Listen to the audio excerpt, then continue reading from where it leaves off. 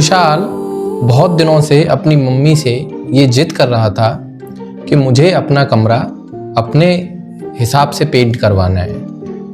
और एक दिन उसकी मम्मी ने उसकी ये बात मान ली।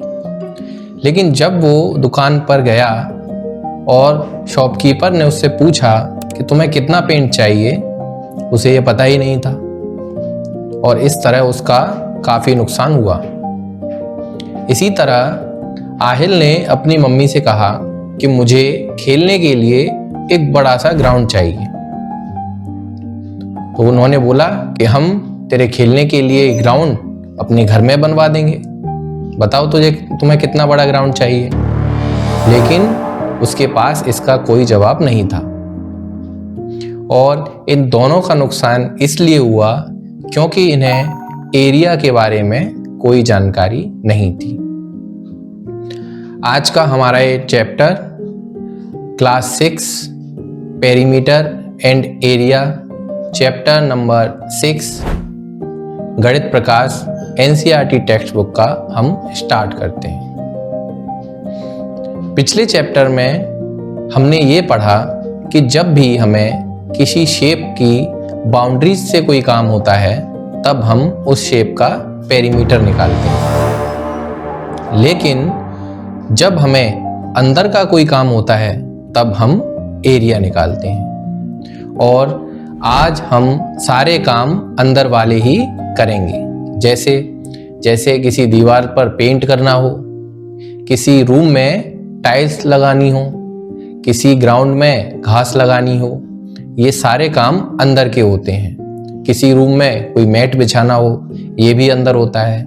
इसका मतलब जब भी अंदर का काम होगा हम एरिया निकालेंगे। इसी के साथ हम अपना पहला एग्जाम्पल लेते हैं। सपोज कीजिए कि कोई एक रूम है जिसकी साइड 10 मीटर्स लंबी है और 5 मीटर्स चौड़ी है।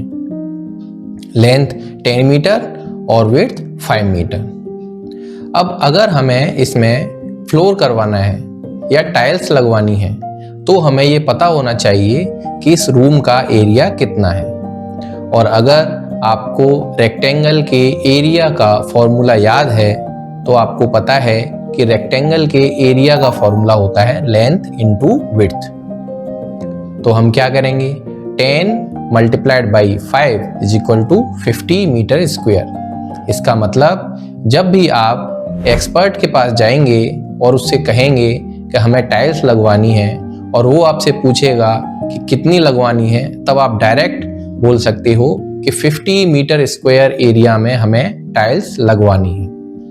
और जिस तरह इन दोनों का नुकसान हुआ था, एक को तो पेंट नहीं मिला और एक के लिए ग्राउंड नहीं बना, उस तरह आपका नुकसान होने से बच जाएगा।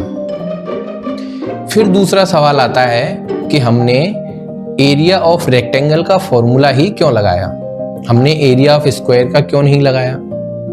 क्योंकि हमने क्वेश्चन में पहले ही बोला कि रूम की साइड 10 मीटर लंबी है और 5 मीटर चौड़ी है।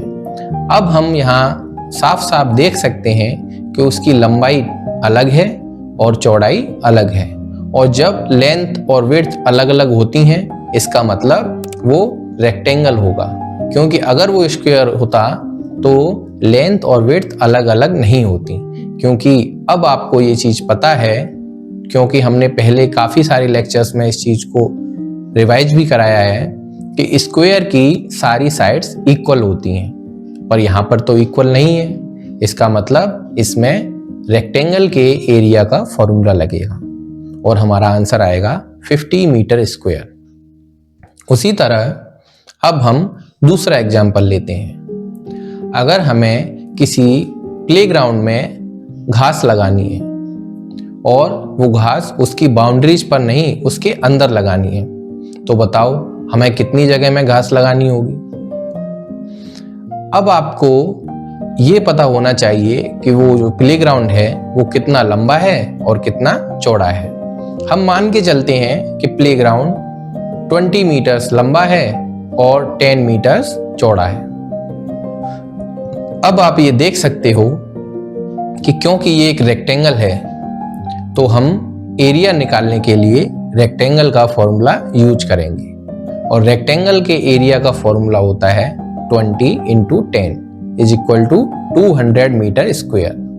तो अब हमें ये पता है कि हमें घास 200 मीटर स्क्वायर एरिया में लगानी है।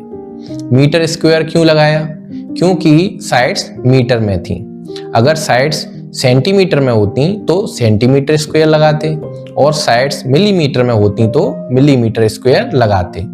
स्क्वायर सिर्फ एरिया में लगाते हैं, पेरीमीटर में नहीं लगाते। इसी के साथ मुझे ये उम्मीद है कि आपने एरिया के कॉन्सेप्ट को विजुलाइज किया होगा और आपको थोड़ा कॉन्फिडेंस भी आया होगा।